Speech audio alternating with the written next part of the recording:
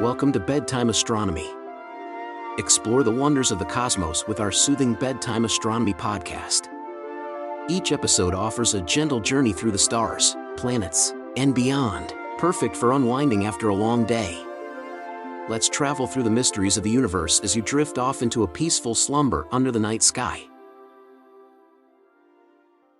If you look up at the Little Dipper tonight, you aren't just seeing a familiar pattern of stars. Right. It's so easy to just see it as this static, beautiful canopy. Yeah, exactly.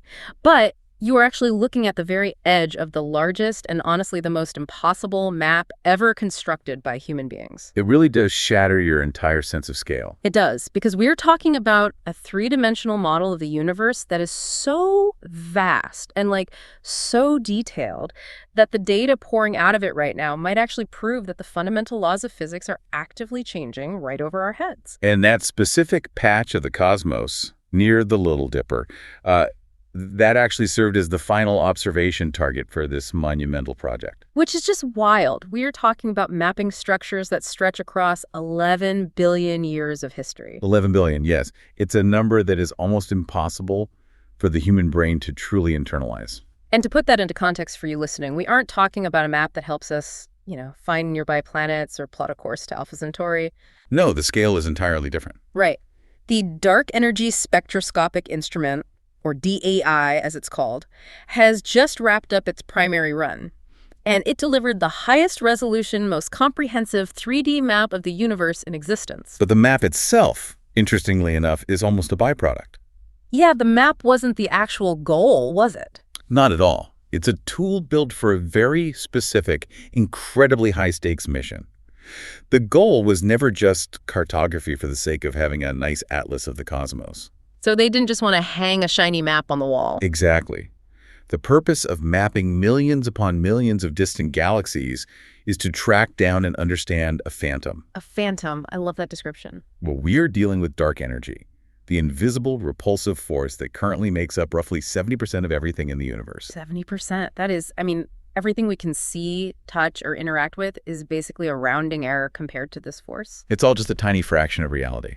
Which sets the stakes at an existential level. If 70% of reality is driven by something we can't see, and this new map is suddenly suggesting that our basic assumptions about how that force operates are wrong. Then we're looking at a paradigm shift. A total paradigm shift that rewrites the fate of the universe. Okay, let's unpack this. Because before we get to the physics-breaking anomaly they found, I want to ground this in the physical reality of how you even build a map like this. The sheer engineering is staggering. It really is. This entire operation is based in Arizona, right? Yeah, at the Kitt Peak National Observatory, which is managed by the U.S. Department of Energy's Lawrence Berkeley National Laboratory. Okay. And it is vital to understand that DESI is not a space telescope. Oh, right. Because we always hear about James Webb or Hubble. Exactly. Yeah. It is not floating out in the vacuum, free from interference. It is a ground-based instrument retrofitted onto an existing telescope structure on a mountain peak. Which makes it sound almost, quaint. But the instrumentation is anything but quaint. It's a marvel of modern engineering.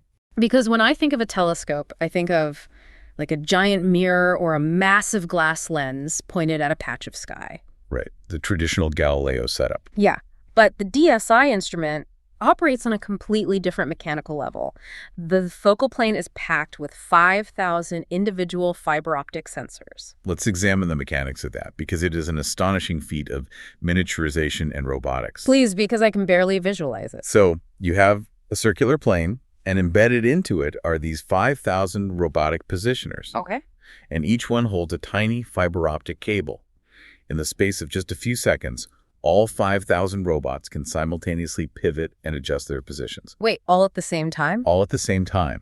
They align perfectly with the incoming light from 5,000 completely different, highly specific, distant galaxies. That's insane. Wait, how do they move that fast without colliding? That is the big question. Because if you have 5,000 robotic arms packed onto a single plate, all swarming to find new targets for the next exposure, the collision algorithms alone must be a nightmare. The choreography is entirely automated and highly, highly complex. They operate in this tightly packed honeycomb structure. Oh, a honeycomb. That makes sense. Yeah, and the targeting software calculates the optimal orientation for every single positioner. It maximizes the number of galaxies captured in a single exposure without any fibers crossing paths or jamming. Wow. Once they lock into place, they capture the light, feed it down into the spectrographs, and then instantly realign for the next patch of sky. So it is just an absolute observing machine. Completely relentless. And the numbers back that up. When the project spun up in May of 2021, I read that the stated goal was to capture light from about 34 million galaxies and quasars. Which alone would have been historic. Right.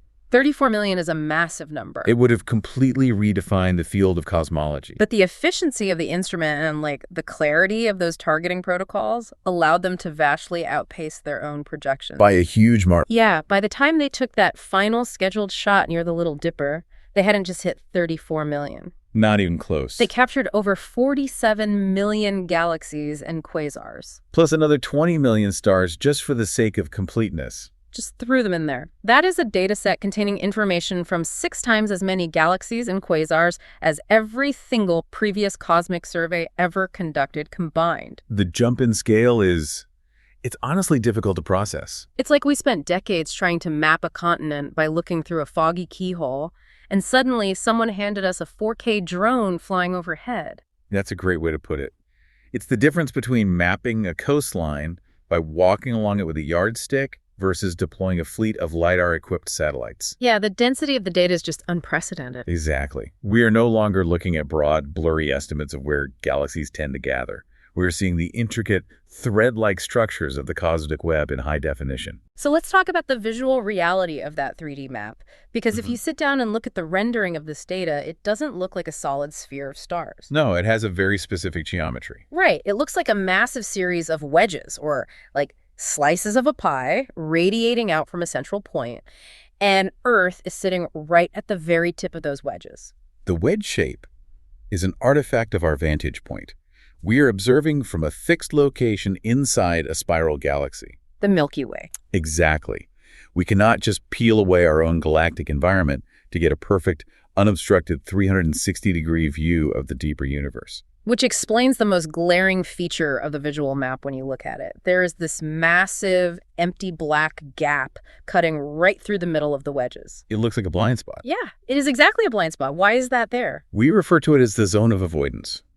Because our solar system is embedded within the disk of the Milky Way, when we aim our telescopes along the plane of that disk, we are attempting to look through tens of thousands of light years of our own galactic material. Oh, so it's just blocked. Gas, dust, nearby stars, all of it is in the way. It's like trying to spot a firefly a mile away while someone is shining a high-beam flashlight directly into your eyes through a cloud of smoke. That's exactly it. The extinction of light is severe in that direction. The interstellar dust absorbs and scatters the faint optical light from ancient galaxies, rendering them virtually invisible to DEI's sensors. Wow. So the mapping naturally carves out these sweeping wedges above and below the galactic plane, where the view out into the deep cosmos is relatively clear. Okay, so that covers the horizontal and vertical spread of the map, but a map of the universe is useless if it's flat. True. The true triumph here is the third dimension depth. How do 5,000 robotic fibers in Arizona actually plot the depth of a galaxy that is billions of light years away? I mean, they aren't bouncing radar off these things. No radar. The third dimension is derived through spectroscopy, which is where the true power of the instrument lies. Okay, break that down for me. So the instrument isn't just taking a picture of a galaxy. It is taking the light from that galaxy and breaking it apart into its constituent colors, its spectrum. Like a prism. Exactly like a prism. And this is where we have to talk about redshift. Because the universe is expanding, everything is moving away from us. Right. I always hear this compared to the Doppler effect, with sound like a police siren dropping in pitch as it speeds past you. It is the optical equivalent of that exact effect. As a distant galaxy is carried away from us by the expansion of space, the light waves it emitted are physically stretched out over their journey. And longer waves mean red light. Correct. Longer light waves shift toward the red end of the electromagnetic spectrum. So the faster it's moving away from us, the redder the light appears by the time it hits the sensor at Kitt Peak. Precisely. Mm-hmm. And because we know the expansion rate of the universe, that redshift acts as a direct proxy for distance. The more the light is shifted to the red, the further away the galaxy is. That is so elegant. What's fascinating here is the crucial realization about time. The thing that elevates this from just a map of space to a map of time is the finite speed of light. Right. I want to clarify how this translates to time travel for our listeners, because if DESI locks onto a galaxy and measures a redshift, that tells us it is 5 billion light years away. We aren't seeing where that galaxy is right now. Exactly. We are seeing the light that left that galaxy 5 billion years ago. You are observing the universe exactly as it existed at that precise moment in cosmic history. Which just blows my mind every time I think about it. It's incredible. When DSI pushes its sensors to the absolute limit, capturing the faintest targets, it is looking at light that has been traveling for 11 billion years. Which means those wedges radiating out from Earth are literal timelines. Literal timelines, yes. The tip of the wedge is us right now. And as you travel outward along the wedge, you are moving backward through the epochs of the universe, slice by slice, tracing the history of reality back 11 billion years. A point underscored by DESI director Dr. Michael Levi, who noted how the instrument performed beyond the wildest expectations of the team that built it. I can imagine. Pushing the boundaries of spectroscopy to capture these incredibly faint, ancient signals requires a level of precision that is honestly difficult to overstate. And they needed that precision because, as we established earlier, they were hunting a ghost. The biggest ghost of all. Yeah. They didn't build a time-traveling 3D map just to count galaxies. They built it to watch how 70% of the universe behaves over time. Let's pivot to dark energy. Let's do it. What exactly was the prevailing assumption about this force before DESI started churning out data? Well, to frame dark energy correctly, you have to look at the fundamental conflict governing the universe. It is a cosmic tug-of-war. Okay. On one side, you have matter. This includes stars, planets, gas clouds, and dark matter. All of this matter possesses mass, and therefore it exerts gravity. And gravity pulls things together? Right. Gravity is an attractive force. Its inherent tendency is to pull things together to cause the universe to contract and clump. So logically, if gravity is the only player on the field, the universe should be pulling itself back inward after the initial explosion of the Big Bang. Like, the expansion should be slowing down. That was the widely held cosmological consensus for decades. Really? Yes. Everyone assumed the expansion must be decelerating due to the collective gravitational drag of all the matter in existence. But then something changed. Observations in the late 1990s absolutely shattered that model. Oh, wow. Instead of slowing down, astronomers realized the expansion of the universe is accelerating.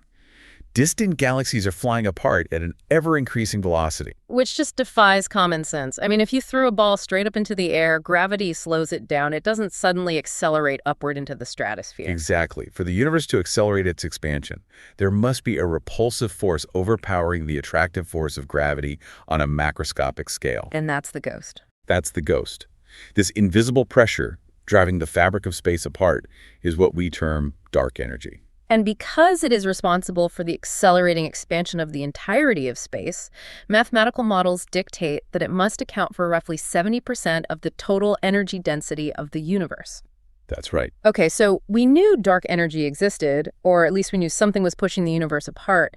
But how did physicists define it mathematically? Because this is where the DESI map throws a massive wrench into the machine. Right. So the most elegant and widely accepted mathematical explanation was to treat dark energy as a cosmological constant. The operative word being constant. Exactly. Constant. The assumption was that this repulsive energy is an intrinsic property of the vacuum of space itself. It's uniform everywhere. Okay. And crucially, its density never changes over time. So it's always the same. Yes. As the universe expands, it creates more empty space and therefore more total dark energy. But the inherent strength of that repulsive push per cubic meter remains absolutely rigid and unchanging across eternity. It's a static rule of the game, a fixed value that you just plug into your equations. Exactly. But the bombshell from DESI's early data, and this is just the initial 3-year data set, is that this foundational assumption might be entirely wrong. It's a massive shock to the community. Because the data is heavily implying that dark energy is not a constant. It suggests that this repulsive force is actually evolving. The implications of that word evolving are monumental in the field of cosmology. I mean, it sounds like it breaks everything. It really does. If dark energy is dynamic, if its strength fluctuates or changes character as the universe ages, then the cosmological constant is a flawed model. So what does that mean it actually is? It suggests dark energy might not be a simple property of empty space, but rather some kind of dynamic, shifting field. Or, even more radically, perhaps an indication that our underlying theory of gravity is fundamentally incomplete on cosmic scales. Let me stop you there, because here's where it gets really interesting. If we throw out the constant part of the cosmological constant, what does that actually leave us with? A lot of uncertainty. Doesn't a dynamic, shifting dark energy completely obliterate our ability to predict how the universe ends? Because the ultimate fate of reality relies entirely on who wins that cosmic tug of war between gravity and dark energy. You've hit the nail on the head. It entirely rewrites the predictive models. Wow. Under the assumption of a cosmological constant, the fate of the universe is a slow, relentless expansion. It is a scenario often called the Big Freeze, or heat death. The Big Freeze. Sounds cozy. Not quite. The acceleration continues steadily forever, pushing galaxies so far apart that they become isolated islands. Stars burn out, matter decays, and the universe drifts into a cold, dark, infinite emptiness. Bleak, but, predictable. Very predictable. But if the strength of dark energy is actively changing, Then what? if the force is dynamic, the future becomes wildly uncertain. If dark energy is gradually weakening over time, gravity could eventually reclaim dominance. Oh, so it could pull everything back together. Exactly. The expansion could halt, reverse, and pull all matter back together in a catastrophic collapse, a big crunch. A big crunch. Okay, and what if it goes the other way? What if the push gets stronger? Conversely, if the repulsive strength of dark energy is increasing, the acceleration could become so violently intense that it eventually overpowers the gravitational forces holding galaxy clusters together. Oh, no. Then stellar systems, then planets, and ultimately the atomic bonds of matter itself. Literally tearing the actual fabric of reality to shreds. Yes, that scenario is known as the Big Rip. The Big Rip. Okay, I need a minute. That's terrifying. It's traumatic, certainly. Dr. Seshadri Natarajan, who is an associate professor at the University of Portsmouth and co-chair of the clustering working group for DESI, framed this perfectly. What did he say? He pointed out that the mere possibility of dark energy evolving with time is revolutionary on its own. It demands a foundational reassessment of the math we use to describe the cosmos. But that creates a massive logical problem in my head. We've established that dark energy is totally invisible. We can't put it in a jar. We can't directly measure its temperature or its mass. Right. So how on earth are these researchers using a map of visible, tangible galaxies to prove that an invisible phantom force is changing its behavior over billions of years? It's a great question. They do it by tracking the physical consequences of that cosmic tug of war over 11 billion years. Okay, go on. Dark energy is invisible, but gravity is not. And the way gravity pulls visible matter together leaves a structural footprint that we can actually measure. You're talking about cosmic clustering. Specifically baryon acoustic oscillations, but the broader concept is clustering. Right. To trace dark energy, DSI isn't just looking at individual galaxies. It is analyzing the spatial relationships between them. It is measuring exactly how galaxies group together at different points in cosmic history. I need a physical analogy for this because measuring the distance between dots on a map to track an invisible force is a leap for me. Let's hear it. Okay, imagine looking at a crowd of people dispersing after a concert from a helicopter. By tracking how the clusters of people spread out over an hour, you could deduce if there was like a sudden rainstorm pushing them to run faster. That's a good start. Let's make it a bit more physical, though. Imagine a giant rubber band stretched across a table. Okay, a rubber band. You have two heavy iron weights resting on it, pulling the rubber bands slightly toward each other. The tension of the weights pulling together represents gravity. Got it. Now, the rubber band itself, being slowly pulled from the edges of the table, that is dark energy. Oh, that is a highly functional analogy. So the weights naturally want to slide toward each other and clump together, but the surface they are resting on is actively being stretched in the opposite direction. Precisely. So if you want to know if the stretching force, the dark energy, is constant or changing, you don't look at the rubber band. Because you can't see it. Right. You just measure the distance between the two iron weights at different times. Oh, if the weights are pulling together fast, gravity is winning. If they are suddenly being pulled apart faster than before, the stretching force must be ramping up. Exactly. And in the context of the universe, those weights are the massive clusters of galaxies. Right. In the early epochs of the universe, matter was much denser. Galaxies were closer together, which meant the gravitational pull between them was incredibly strong. Gravity was effectively dominating the tug-of-war, actively pulling material together into these massive, intricate cosmic webs. So the weights were tightly grouped. But as the universe expanded, driven by dark energy, the overall density of matter dropped. The stretching continued. Yes, galaxies were pushed further apart, which inevitably weakened the gravitational attraction between them. As gravity's grip loosened on massive scales, dark energy began to dictate the structural evolution. So the map DESI built allows researchers to literally look back at the tightly clumped weights 11 billion years ago and then measure how that clumping pattern changes epoch by epoch as you move closer to the present day. They are essentially reading the historical record of the expansion by taking incredibly precise measurements of ancient galaxy clusters and comparing their distribution to clusters closer to us in time. They map the exact influence of dark energy at every stage of the universe's life. But wait, to get those measurements from 11 billion years ago, they can't just look at regular galaxies, right? Because the light from a standard galaxy that far away would be way too faint for even the 5,000 fiber optic robots to pick up. You're absolutely right, which is why a significant portion of DII's targeting relies on quasars. Quasars. To map the deepest edges of the visible universe, you need a beacon. Quasars serve as those distant lighthouses. For those who might not be familiar with the sheer violence of a quasar, we are talking about an active galactic nucleus. It's a supermassive black hole at the center of a distant galaxy that is actively feeding on astronomical amounts of gas and dust. The gravitational friction of that material spiraling into the black hole heats it to such extreme temperatures that it emits radiation across the entire electromagnetic spectrum. It's so bright. Unbelievably bright.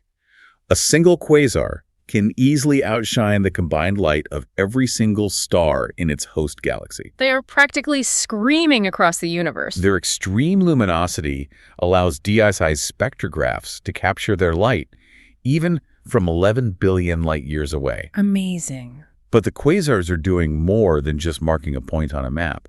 Their light actually illuminates the invisible material lying between them and Earth. Like shining a flashlight through a foggy forest. You might not see the individual trees in the dark, but the beam of the flashlight catches the mist and the branches between you and the light source. That is an incredibly accurate description of what we call the Lyman alpha forest technique. Oh, Lyman alpha forest. Cool name. It is. As the brilliant light from a distant quasar travels 11 billion light-years to reach DESI, it passes through massive invisible clouds of intergalactic hydrogen gas. Okay. Those gas clouds absorb specific, tiny slivers of the quasar's light spectrum, Leaving dark bands or, like, fingerprints in the light wave that DESI eventually captures in Arizona. Exactly. By analyzing those absorption bands, researchers can map the density and distribution of invisible hydrogen gas spanning billions of light years. That is genius. So they aren't just mapping the bright points of light, they are mapping the invisible structure of the cosmic web itself. And it is this comprehensive, multi-layered mapping of visible galaxies, brilliant quasars, and invisible gas clouds that provided the clustering data. And when they finally ran the math on all of that data, tracing the tug-of-war across 11 billion years, the results pointed to an evolving dark energy. The strength of the push varied. It is an astonishing realization. And, you know, what strikes me is the sheer human capital required to even process a thought on this scale. I mean, the instrument is a marvel, but the human machinery behind it is just as vast. The scale of collaboration is a defining characteristic of modern astrophysics. You simply cannot process 47 million spectroscopic measurements with a small team in a basement. Right, it takes an army. The DTI collaboration involves over 900 researchers spanning more than 70 institutions across the globe. 900. And I saw that a third of those researchers, about 300 of them, are PhD students. The next generation of cosmologists are basically cutting their teeth on a data set that is actively dismantling the models their textbooks were based on. It represents a massive transfer of institutional knowledge. The project is managed by the U.S. Department of Energy at Berkeley Lab, but the intellectual lifting is heavily distributed. It's a global village. Very much so. You have major hubs of analysis in the UK, for example, with deep involvement from the University of Portsmouth, University College London, and Durham University. And these teams are currently locked in what they describe as churning through the data. Because the 5-year survey is complete, right? The physical observations for this massive map are done and in the can. Yes. The tantalizing evidence for evolving dark energy came from the initial 3-year data release. Okay, so what about the rest of it? The definitive, highly rigorous cosmological constraints that will emerge from the complete 5-year dataset are expected in 2027. 2027. So the entire physics community is essentially holding its breath for the next few years to see if the cosmological constant officially dies. Pretty much. But wait, while they are churning through the data for dark energy, they've realized this map is so dense and so precise that they can use it for completely different scientific inquiries. The bonus science. The side quests. They are using the macro structure of the universe to study the most elusive subatomic particles in existence. Yes, they're using the clustering data to calculate the mass of neutrinos. Okay, I genuinely struggle to wrap my head around this. So what does this all mean? Neutrinos are the lightest, most ghost-like fundamental particles we know of, right? Correct. Trillions of them are passing through my body right now without interacting with anything. How on earth does a giant map of massive galaxies help us weigh the tiniest, lightest particles in existence? If we connect this to the bigger picture, it requires linking the microscopic world of quantum mechanics to the macroscopic evolution of the cosmos. Okay, I'm with you. Neutrinos are indeed incredibly elusive. They have virtually zero mass, and they travel at near the speed of light. Because they interact so weakly with normal matter, building a laboratory instrument to weigh them directly is incredibly difficult. But they do have a mass. It's not zero. It is not zero. And while an individual neutrino's mass is infinitesimally small, they are among the most abundant particles in the universe. Right. When you aggregate the mass of every neutrino in existence, it constitutes a substantial amount of material, and anything with mass exerts a gravitational influence. Okay, so how does that influence show up on a map of galaxies? You have to look back at the early universe, when those massive galaxy clusters were just beginning to form. Back to the weights on the rubber band. Exactly. Gravity was trying to pull dark matter and standard matter together into dense structures. But because neutrinos are so hot, meaning they move at velocities incredibly close to the speed of light, they refuse to be bound by those early, relatively weak gravitational wells. Oh, they're moving too fast to be trapped by the clumping matter. Exactly. They stream right through these forming structures. And because they carry mass with them as they stream outward, they effectively drag a tiny amount of gravitational influence with them. Wow! This process, known as free streaming, has a subtle but undeniable effect on the formation of the cosmic web. It physically smears out the distribution of matter. It blurs the sharp edges of the galaxy clusters. It suppresses the clumping of matter on certain specific scales. Because DESI's map of where galaxies are positioned is so outrageously precise, researchers can scan the data looking for that exact statistical smearing effect. That is incredible. The degree to which the cosmic web has been smoothed out serves as a direct measurement of how much mass the neutrinos were carrying. That is profound. You are using the gravitational architecture of the entire observable universe as a scale to weigh a subatomic particle. It highlights how deeply interconnected the physics of the vacuum are with the physics of the very large. It really does. Dr. Nadither mentioned that we have barely scratched the surface of what this data set can do, and this neutrino weighing is the perfect example. And it is exactly that multidisciplinary utility that justifies extending the instrument's operational life. Wait, they're keeping it going? Oh yes, the initial 5-year parameters have been fulfilled. The primary map is complete, but the hardware is functioning flawlessly. So they aren't turning the robots off, they are pushing directly into the unknown. From 2024 through 2028, DESI is officially expanding its mission. I love that. They hit 47 million targets, blew past their goals, and immediately decided to map the absolute hardest, most frustrating parts of the sky just to see what they can extract. The expansion of the survey area is significant. They are increasing the map's coverage by roughly 20%, growing the observed footprint from 14,000 square degrees to 17,000 square degrees. Let's contextualize a square degree because it's not a metric you use at the grocery store. It's not. If you go outside and look at a full moon, the surface area that the moon occupies in your field of vision is about 0.2 square degrees. Right. The entire sphere of the sky surrounding the Earth is a bit over 41,000 square degrees. So an expansion of 3,000 square degrees is the equivalent of adding a swath of the sky roughly the size of 15,000 full moons. It is a massive undertaking, particularly because they are actively targeting regions that were previously deemed too difficult or inefficient to map. Which brings us back to that massive black blind spot we discussed earlier, the plane of the Milky Way. They are attempting to thread the needle through the zone of avoidance. But how? We talked about how the dust and stellar crowding of our own galaxy obscure the faint light from the distant universe. We did. But the instrumentation on DSI is sensitive enough, and the background algorithms have become sophisticated enough that they believe they can extract viable spectroscopic data from some of those highly obscured regions. They are literally staring straight into the high-beam headlights to find the fireflies. They really are. But that's only one of the challenging regions. What's the other? The second area they are expanding into pushes further to the south, and the obstacle there isn't interstellar dust.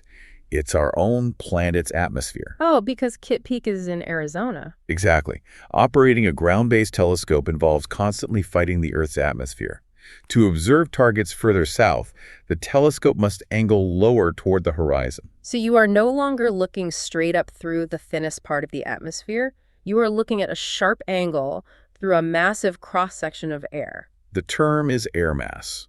When you look toward the horizon, the light from a distant galaxy has to travel through a much thicker layer of turbulent, shifting atmospheric gases before it hits the primary mirror. Which causes distortion. Massive distortion. It causes atmospheric refraction and significant scattering of the optical light. It's why stars twinkle violently when they're low on the horizon, but look steady when they are straight overhead. Exactly. And for an instrument relying on the precise separation of light frequencies to measure microscopic redshifts, that atmospheric twinkling is incredibly destructive. The data becomes noisy. But they're going for it anyway. But again, the analytical pipelines have improved to the point where researchers are confident they can clean that noisy data and push the map further south than initially thought possible. And it's not just about pushing the borders outward, is it? They are also turning the instrument back inward, revisiting patches of the sky they've already mapped. Because the initial sweep naturally prioritized the most prominent, easily identifiable targets to build the structural foundation of the map. Now, they are hunting for a specific class of object to increase the density of the data. They are looking for luminous red galaxies. These are massive, incredibly ancient elliptical galaxies. They have exhausted their star-forming gas, meaning they are populated by older, redder stars. Which makes them hard to see. Very faint and difficult to isolate. But they serve as excellent tracers for the massive dark matter halos that dictate the structure of the cosmic web. By layering the locations of these elusive red galaxies into the existing data, they're essentially upgrading the resolution of the map. Taking a 4K map and cramming even more pixels into it. Exactly. But practically speaking, how do you manage that? You have a telescope that needs to execute its primary tracking, but now you are asking it to fight the Milky Way's glare, peer through miles of turbulent atmosphere on the horizon, and go hunting for faint red ghosts in previously mapped areas. This raises an important question about efficiency. How do we ensure it all works? It requires seamless logistical integration. The software must be working overtime. The expanded mission doesn't operate in a vacuum. These new, incredibly challenging observations are being interwoven directly into the ongoing observational program. Yeah. The scheduling software constantly calculates the optimal sequence of targets to ensure that the 5,000 robotic positioners are never idle. It is relentless optimization of telescope time. It really stands as a monument to human curiosity. We built a machine of unprecedented power, finished the largest cartography project in history early, and the immediate reaction wasn't to celebrate and go home. No, the reaction was to dig deeper. It was to push the machine harder into the darkest, dirtiest parts of the sky just to see what the ghost is doing in the shadows. It reflects the urgency of the questions being asked. Oh. When the foundational rules of your field are suddenly called into question, you don't turn off the instrument. You collect more data. Which brings this entire journey full circle. We started this discussion standing on a dark night, looking up at the Little Dipper. But intellectually, we've traveled from a mountain peak in Arizona to the edge of the observable universe, tracing the ancient light of 47 million galaxies across 11 billion years. We have watched the most comprehensive measurement of the cosmic tug-of-war ever recorded. We've seen how tracking the structural evolution of the universe from the tightly bound early epochs to the vastly expanded modern era has revealed a fundamental anomaly. An anomaly suggesting that dark energy, the dominant force of reality, might not be an unwavering mathematical constant, but an actively evolving pressure. And that is where I want to leave you. That's a lot to process. It really is. When we think about the laws of physics, we tend to conceptualize them as a rigid rulebook, a set of mathematical constants that were etched into stone at the exact moment of the Big Bang, governing everything from the speed of light to the pull of gravity. Our job, as we understood it, was simply to build better machines to read those static rules. But if 70% of the universe is driven by a force that shifts and changes as time passes, it forces a deeply provocative question. If the constants of the universe are capable of evolving along with the universe itself, perhaps we aren't trying to decipher a finished static rulebook at all. Perhaps the universe is still actively writing it. Keep that flexibility of reality in mind the next time you look up at the night sky.